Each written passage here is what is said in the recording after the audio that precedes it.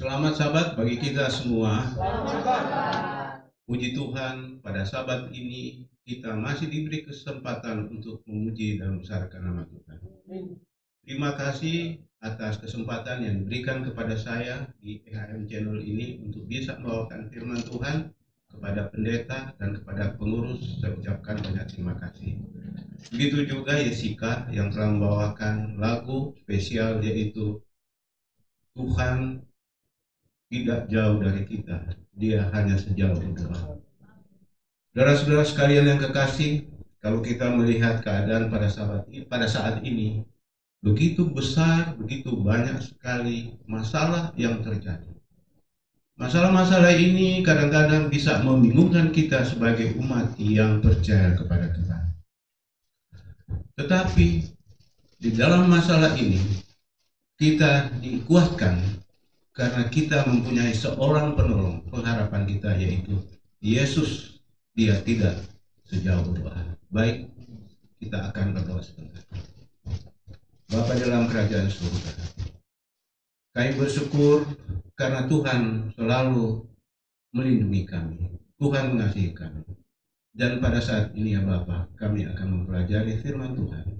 Kiranya renungan yang kami akan dengarkan dapat menguatkan iman kami. Karena kami tahu bahwa Tuhan penolong di dalam setiap langkah kehidupan kami. Inilah doa kami ya Bapa, dalam nama Yesus. Amin. Baik, saudara-saudara sekalian yang kekasih di dalam Tuhan, sebagai ayat inti yang telah kita bacakan tadi yaitu Mazmur 119 ayat 105.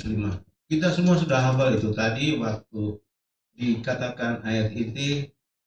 Saudari Elvin dia langsung bicara mengenai ayat hafalan ini. Karena masih kecil kita sudah tahu itu. Firman Tuhan pelita bagi kakiku dan suluh terang bagi jalanku. Saudara-saudara sekalian, apakah firman Tuhan itu masih berlaku sampai pada saat ini?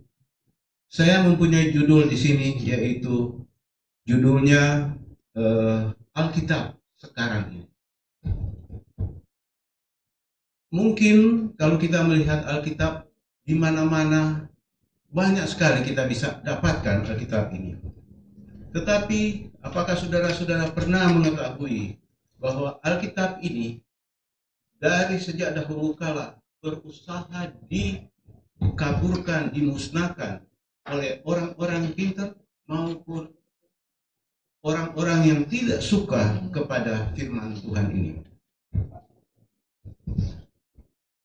Alkitab pada saat ini adalah tetap menjadi buku yang paling laku dijual dan paling banyak diterjemahkan di seluruh muka bumi ini. Dan pada tahun 1974 dilaporkan bahwa Alkitab telah diterjemahkan dalam 1471 bahasa. Dan juga menurut laporan pada tahun 1991 Alkitab yang sudah disebarkan ada 5 miliar buku yang telah dicetak dan telah diterbitkan dalam bahasa sebanyak 1928 bahasa. Itu tahun 91. Dan pada saat ini kalau kita buka di dalam Google, di sana dikatakan bahwa pada saat ini Alkitab telah dicetak dalam 2.700 bahasa. Bukan main. Begitu banyak Alkitab dicetak di dalam bahasa-bahasa. Kenapa? Karena supaya kita orang Indonesia, bahasa Indonesia kita mengerti. Itulah artinya Alkitab, supaya kita bisa percaya dengan sungguh-sungguh akan kehadiran Tuhan di dalam kehidupan ini. Saudara-saudara sekalian, mengapa Alkitab dapat memberikan kepada kita petunjuk di dalam kehidupan kita? Alkitab mempunyai banyak janji, tetapi pada awalnya Alkitab ini berusaha dikaburkan, berusaha dimusnahkan karena mereka mau membalikkan akan firman Tuhan itu menjadi tidak baik. Dari masa ke masa, orang mengerti akan Alkitab ini. Mereka berusaha untuk melenyapkan dari ingatan manusia. Alkitab di suatu waktu diserang dari segala penjuru manusia, terutama setan yang berusaha untuk mengaburkan itu supaya kejahatannya tidak akan pernah lagi diingat. Tetapi Alkitab tidak bisa dimusnahkan. Di dalam catatan Alkitab juga sendiri mencatat bahwa Alkitab juga pernah memberikan informasi mengenai memusnahkan Alkitab. Kalau kita baca di dalam buku Yeremia pasal 36 ayat 1 sampai 32, di sana mencatat bahwa Alkitab sendiri mau dimusnahkan oleh Raja Yehoyakim. Raja Yehoyakim adalah raja terakhir dari kerajaan Yehuda, dan Tuhan pada waktu itu memerintahkan nabinya Yeremia untuk menuliskan di suatu gulungan mengenai penghukumannya terhadap dosa dan pelanggaran suku Yehuda. Tuhan memberikan informasi dan memberikan petunjuk kepada Yeremia untuk menghukum Raja Yehoyakim dan suku Yehuda karena mereka melanggar akan perintah Tuhan. Itulah sebabnya pada waktu itu Raja Yehoyakim dia ditawan oleh Raja Babil, dibawa ke Babil karena penghukuman yang diberikan Allah kepada mereka. Raja Yehoyakim melalui penasihatnya menganggap bahwa pekabaran yang diberikan oleh Nabi Yeremia ini adalah hukuman pelajaran untuk menghukum mereka. Mereka merasa tidak senang. Kenapa? Karena raja dan suku Yehuda mereka sering berbuat yang tidak sesuai dengan kehendak Tuhan, yaitu menyembah Allah lain. Dan pada waktu itu di dalam Yeremia 36 ayat 20 dan 23 dikatakan, saya akan bacakan.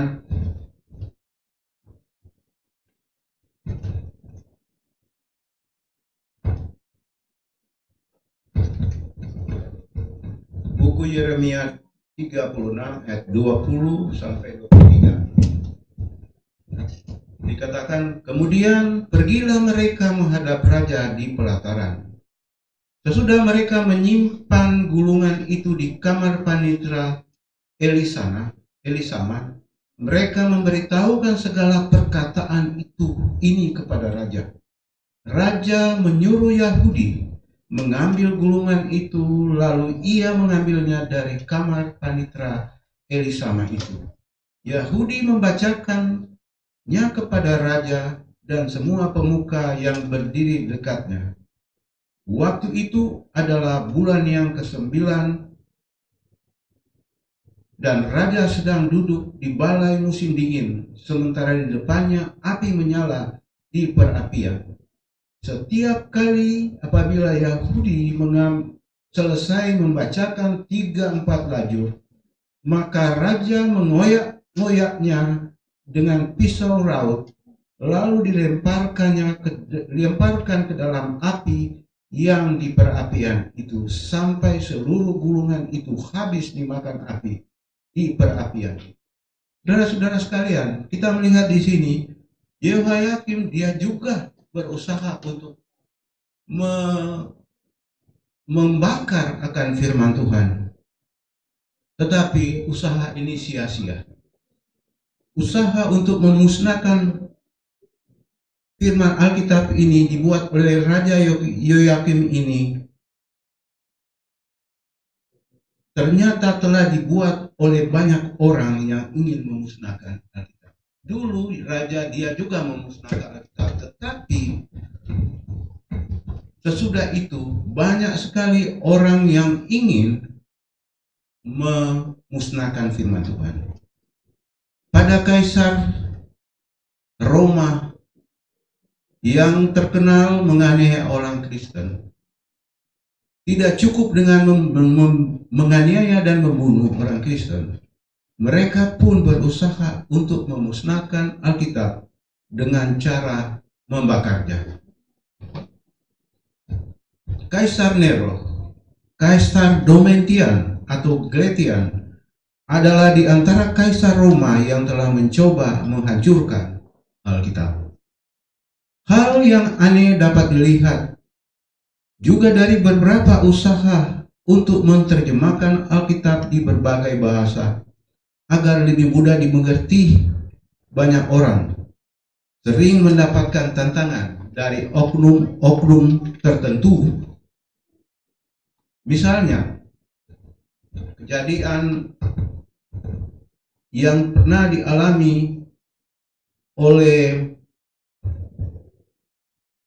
Bishop di London, yaitu Alkitab yang diterjemahkan oleh Tyndale dibawa ke Inggris, dan di sana Bishop di London ini telah membeli semua yang telah dicetak yang dibawa ke Inggris, dan dia berusaha untuk membakarnya, sehingga dia memborong Alkitab ini supaya tidak sampai kepada masyarakat. Tetapi usaha ini sia-sia, karena lebih banyak lagi yang dicetak di dalam mencetak Alkitab ini. Saudara-saudara, usaha untuk memusnahkan Alkitab telah banyak dipelopori oleh orang-orang yang tidak mengenal Tuhan, yang percaya kepada kekuatan dirinya. Salah satu di antara mereka yang terkenal di Revolusi Prancis ialah bernama Voltaire. Dia adalah seorang yang memusuhi orang-orang percaya, sehingga dia mempunyai kesimpulan bahwa Alkitab itu harus dimusnahkan karena dia mempunyai paham komunis. Voltaire dengan penuh kesombongan, dia berkata bahwa aku sudah mendengar orang-orang berulang kali menceritakan tentang 12 orang yang mendirikan agama Kristen.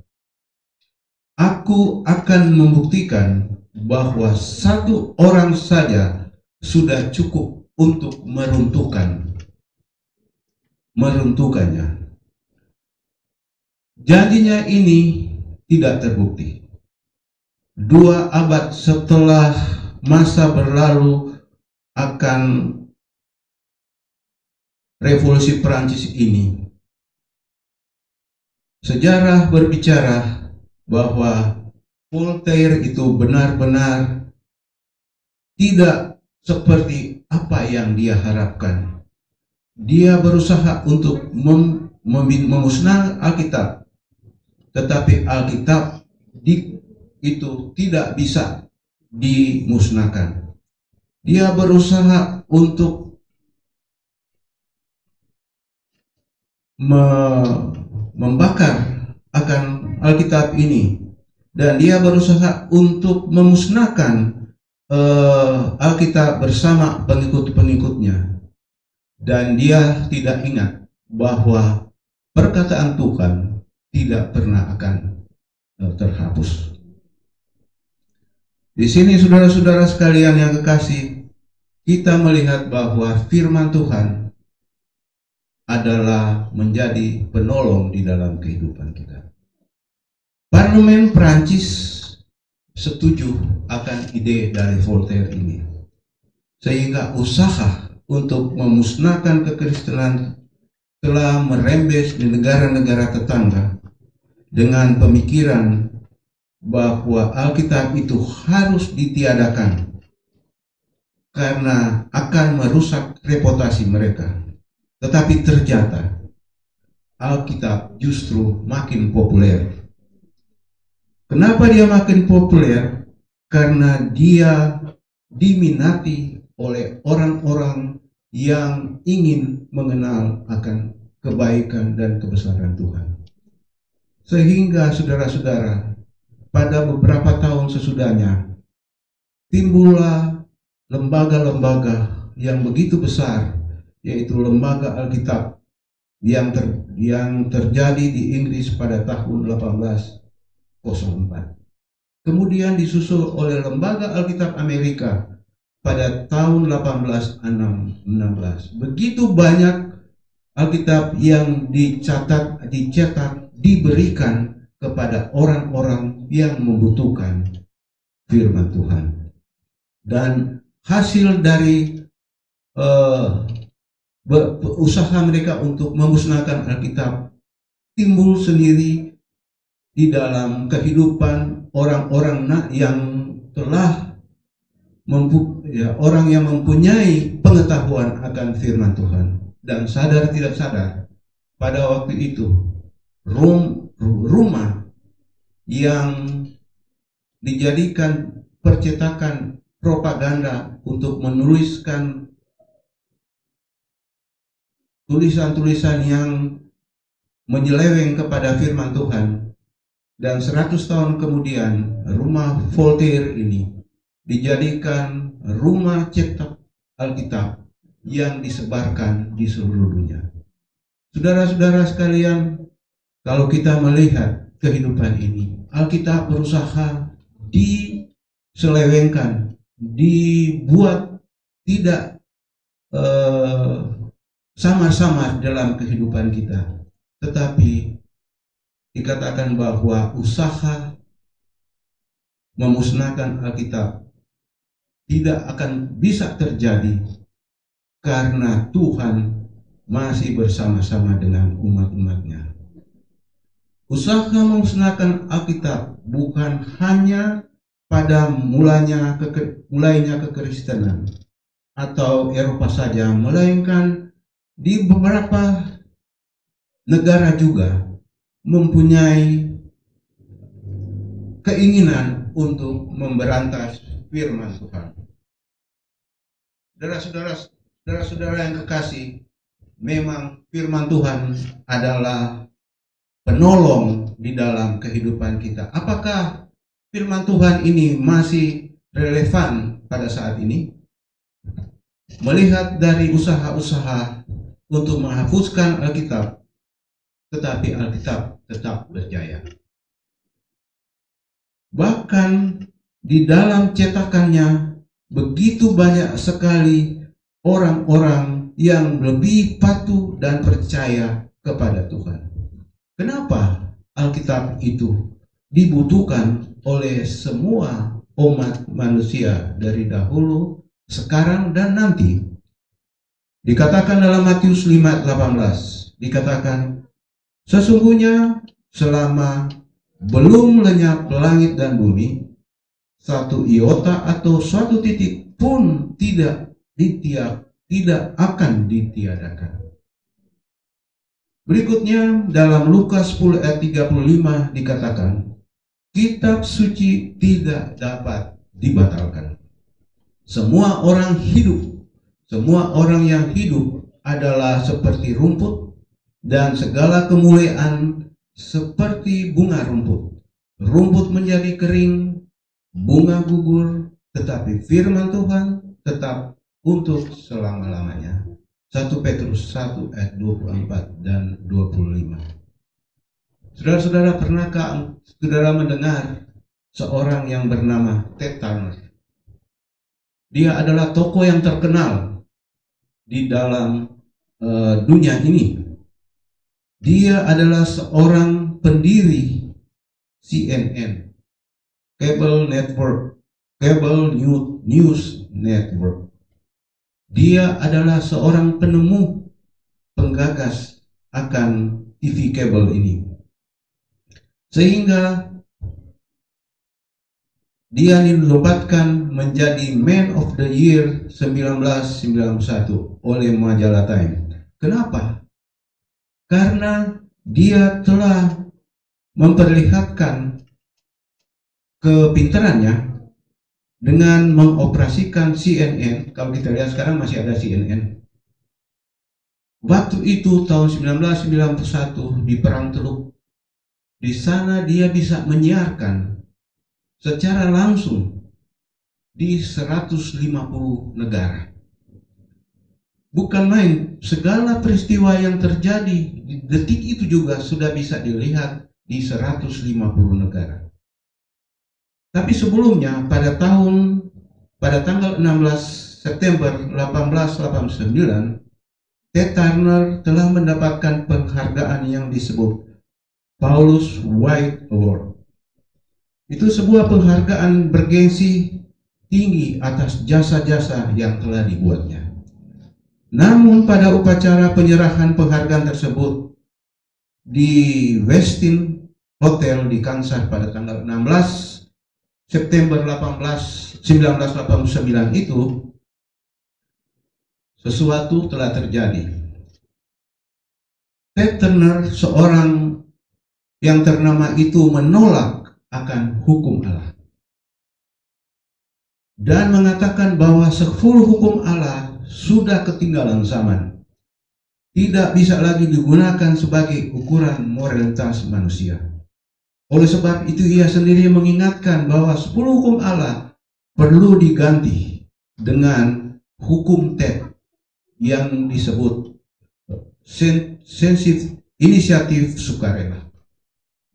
Sebutan Ted Turner ini telah mendapat tepuk tangan dari hadirin memberikan persetujuan akan ucapannya, yaitu hukum Allah tidak lagi relevan dengan keadaan dunia pada saat itu. Apakah memang begitu? Apakah memang hukum Allah yang terdapat di dalam Alkitab telah ketinggalan zaman? Pertanyaan ini boleh timbul di dalam diri saya dan saudara. Ialah, apakah memang benar tetap bisa memberikan petunjuk praktis untuk kita yang hidup di abad ke-21 ini? Banyak orang berpendapat yang mengatakan bahwa zaman modern sekarang ini memerlukan penuntun modern. Sebab itu Alkitab tidak lagi berlaku pada kita sekarang. Kritik-kritik tersebut mengemuka, dan beberapa alasan yang akan kita lihat, yaitu pertama, kenapa dikatakan mereka Alkitab sudah ketinggalan zaman? Dan di sini kritik yang pertama dikatakan bahwa Alkitab itu adalah tulisan-tulisan yang telah lama atau kuno. Kalau kita melihat latar belakang Alkitab, bahwa Alkitab itu telah dicetak atau dicatat pertama kali yaitu pada abad 15 sebelum Masehi. Tetapi Alkitab itu bisa menjadi penuntun bagi kita pada abad ke-21 ini. Perjanjian Lama disebutkan bahwa dia ditulis pada abad 15 sebelum Masehi, sedangkan buku Wahyu yang terakhir telah ditulis 2000 tahun yang 1800 tahun yang lalu. Bagaimana buku ini kok bisa disebut kuno? Walaupun kita melihat bahwa pada saat ini banyak sekali buku-buku yang sudah ketinggalan zaman, seperti di bagian kedokteran yang disebut Hippocrates, sumpah Hippocrates. Namun di sekolah kedokteran dia sekarang sudah tidak lagi menggunakan textbook yang sudah berumur 2500 tahun. Tidak heran juga sekolah pertanian yang menggunakan buku Faro. Faro ini adalah ahli pertanian yang mengembangkan segala pertanian untuk membuat hasilnya lebih bagus. Begitu juga Vitruvius, yaitu seorang ahli sipil, teknik sipil yang begitu terkenal, termasyhur, yang telah menulis teks-teks untuk menjadi panduan bagi seorang insinyur untuk membangun sebuah rumah. Saudara-saudara sekalian, buku-buku ini telah menjadi landasan, tetapi pada saat ini ilmu pengetahuan telah beralih dari buku-buku ini. Tetapi Alkitab, walaupun disebut kuno, dia tetap relevan pada saat ini. Karena mengapa orang tidak percaya kepada Alkitab? Karena mereka beranggapan itu kuno. Kedua, alasan kenapa mereka meragukan firman Tuhan. Dikatakan bahwa Alkitab adalah dasar kehidupan orang-orang yang percaya pada waktu itu. Alasan juga mengenai negara. Alkitab dicatat di suatu negara di mana Yesus pernah tinggal, yaitu di daerah Palestina. Kalau kita melihat, Palestina itu adalah negara yang kecil. Panjangnya dari utara ke selatan sebanyak 240 km dan lebarnya 72 km.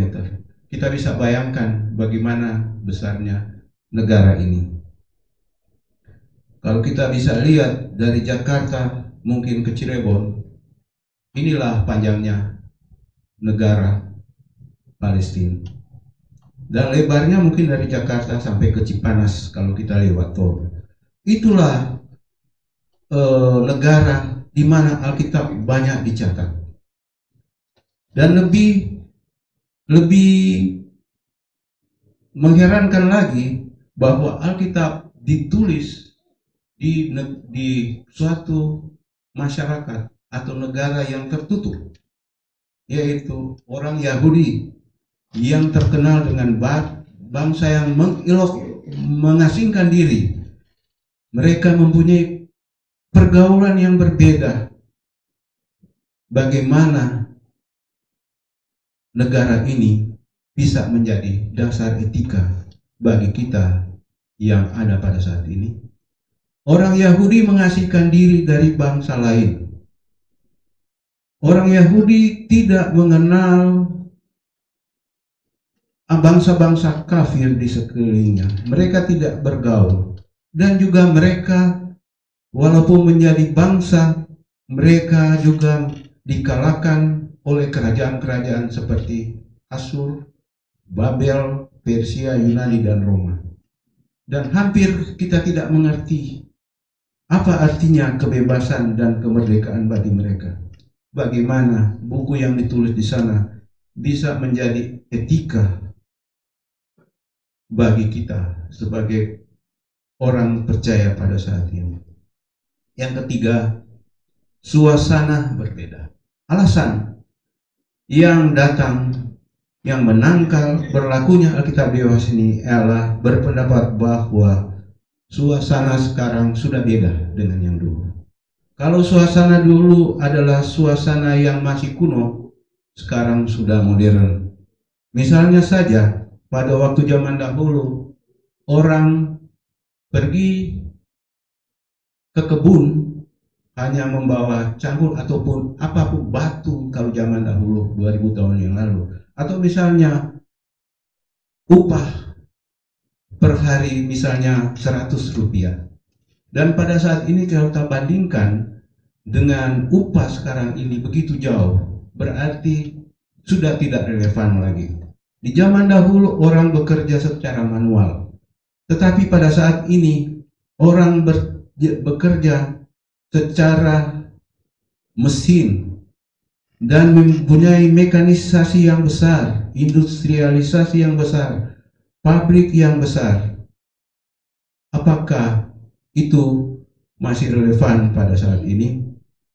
Saudara-saudara, dalam hubungan ini bahwa kita melihat juga transportasi. Zaman dahulu waktu Yesus ada di dunia ini, dikatakan bahwa dia berjalan hanya 110 km. Jadi mungkin dari sini ke mana? Ke puncak mungkin. Tetapi sekarang kalau kita lihat di Jakarta pagi-pagi, siang kita sudah misalnya di Hong Kong, sorenya sudah di Jepang, besoknya lagi sudah di Jakarta. Bagaimana perbedaan antara waktu, kesempatan yang ada pada zaman dahulu dan sekarang? Cerita di Alkitab mengenai hal ini, mengenai transport ini, terdapat di dalam buku 1 Samuel 2 ayat 19. Dikatakan bahwa Hana membawa Samuel ke rumah Imam Eli di Silo. Jarak antara Silo dan Rama adalah 24 km. Dan jarak itu juga kalau kita bandingkan sekarang dari sini ke Jakarta sudah lebih dari 24 km. Hana pergi ke sana, dia membawa pakaian yang baik untuk Samuel anaknya di Rama. Jaraknya 24 km. Pada saat ini kalau kita berbicara 24 km mungkin hanya 15 menit atau jalan kaki pun 20 menit. Tetapi waktu dulu ini jarak yang dikatakan begitu jauh. Saudara, tidak heran bahwa Ted Turner dia mengatakan bahwa hukum Tuhan itu sudah ketinggalan zaman. Ketinggalan zaman karena dia membandingkan waktu. Ketinggalan zaman karena dia melihat situasi pada saat ini. Dikatakan bahwa waktu boleh berganti, tetapi prinsip yang di Alkitab tidak pernah berubah. Prinsip yang ada di Alkitab adalah prinsip yang tidak pernah berubah. Sebagai contoh di sini dikatakan bahwa apabila seorang membangun suatu bangunan, dia harus berhitung. Dia harus mempunyai dasar yang baik. Seorang insinyur, dia bisa mengetahui kekuatan gempa atau apapun.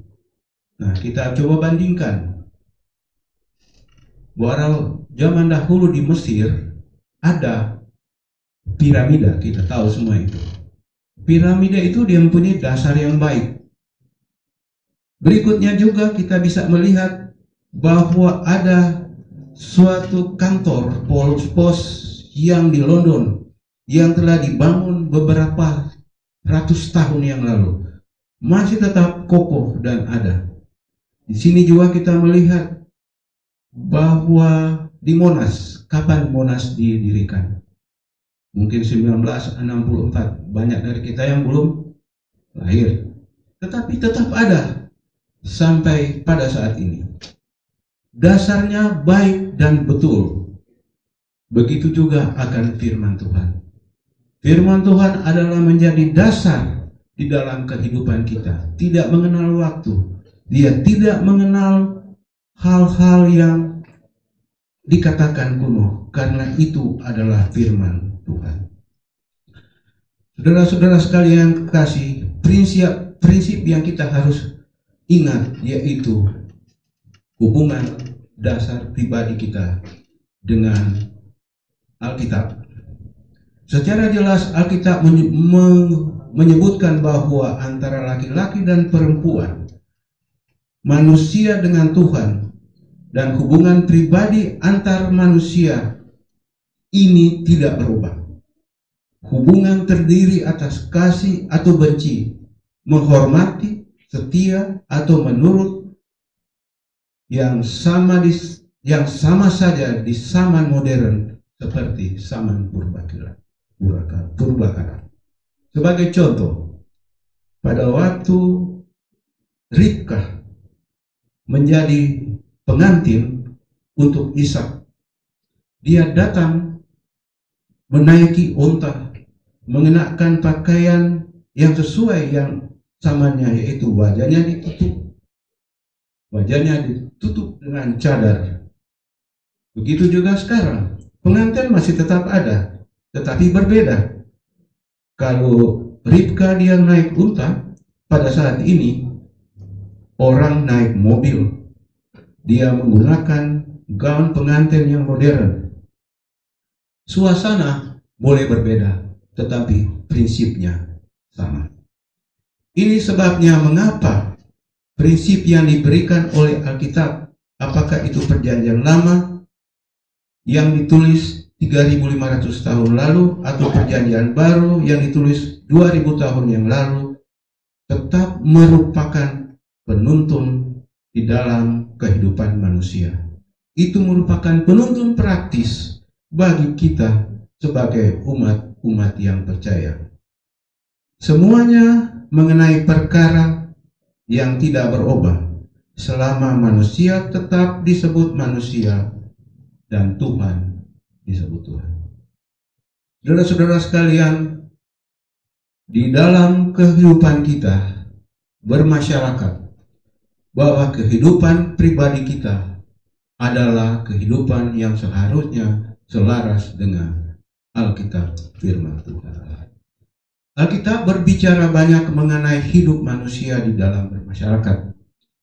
Alkitab memberikan keyakinan bagi kita bahwa manusia adalah makhluk sosial yang memerlukan satu sama lain. Sebagai makhluk sosial, berbagai prinsip pergaulan dinyatakan secara jelas agar masing-masing kita dapat hidup bersama dan sejahtera. Hubungan bermasyarakat tersebut meliputi hubungan keluarga antara suami istri, orang tua, anak-anak, juga hubungan seseorang dengan sesama, dan juga hubungannya dengan pemerintah. Hubungan bermasyarakat ini prinsipnya tidak pernah berubah. Misalnya 10 hukum Allah menyebutkan bahwa hormatilah orang tua, jangan membunuh, jangan berzina, jangan mencuri, jangan menjadi saksi dusta. Prinsip ini tetap berlaku di dalam masyarakat apapun dan kapanpun saja. Apakah dunia purbakala yang membunuh dengan pedang atau tombak, atau zaman modern sekarang membunuh dengan pistol, senjata nuklir, dan lain-lain, tetapi semuanya itu membunuh. Prinsip Alkitab tetap tidak berubah. Jangan kamu membunuh. Prinsip Alkitab dalam hidup bermasyarakat tersebut tetap tidak berubah, tidak peduli waktu, keadaan, atau tempat dimanapun kita hidup. Saudara-saudara sekalian, coba kita renungkan akan 10 perintah Tuhan. 10 perintah Tuhan yang kita renungkan. Bagaimana kalau semua manusia mengikuti 10 perintah Tuhan ini? Saudara-saudara, kalau sekiranya semua orang di dunia ini menghormati orang tuanya, menghormati orang masing-masing, semua penduduk dunia tidak ada yang membunuh, mencuri, berzina, berdosa, atau satu sama lain, semua manusia dalam keadaan jujur, maka kita akan dapatkan bahwa dunia dalam keadaan aman, damai, dan sejahtera. Tidak ada yang perlu dikhawatirkan, tidak ada yang dapat merampok, tidak ada yang dapat memukul atau membunuh. Apa yang diberikan Tuhan adalah sesuatu yang terbaik. Sekarang ini banyak hukum pidana dan perdata. Menurut penelitian, ada sekarang kira-kira 35 juta hukum. Tetapi Tuhan hanya memberikan 10 hukum bagi kita. Tuhan memberikan 10 hukum moral yang dapat membuat dunia ini aman. Prinsip ini diberikan kepada orang Israel, namun tetap berlaku sekarang dan akan berlaku sampai dunia baru. Alkitab itu tetap praktis di zaman modern ini dan boleh menjadi penuntun kebahagiaan dan damai bagi mereka yang memerlukannya. Itulah sebabnya ayat ini kita terdapat dalam buku Mazmur 119 ayat 105. Itu ayat kesayangan bagi semua umat-umat percaya, yaitu firman-Mu itu pelita bagi kakiku dan terang bagi jalanku. Saudara, Alkitab tidak mengalami masa kuno atau masa yang sudah lampau, tetapi itu masih tetap relevan pada kehidupan kita pada saat ini. Mari kita hidupkan kehidupan menurut firman Tuhan, karena ada janji Tuhan, yaitu Tuhan akan selalu menyertai orang yang berserah kepada Tuhan. Tuhan tidak sejauh doa. Saya bawa dalam nama Yesus. Amin.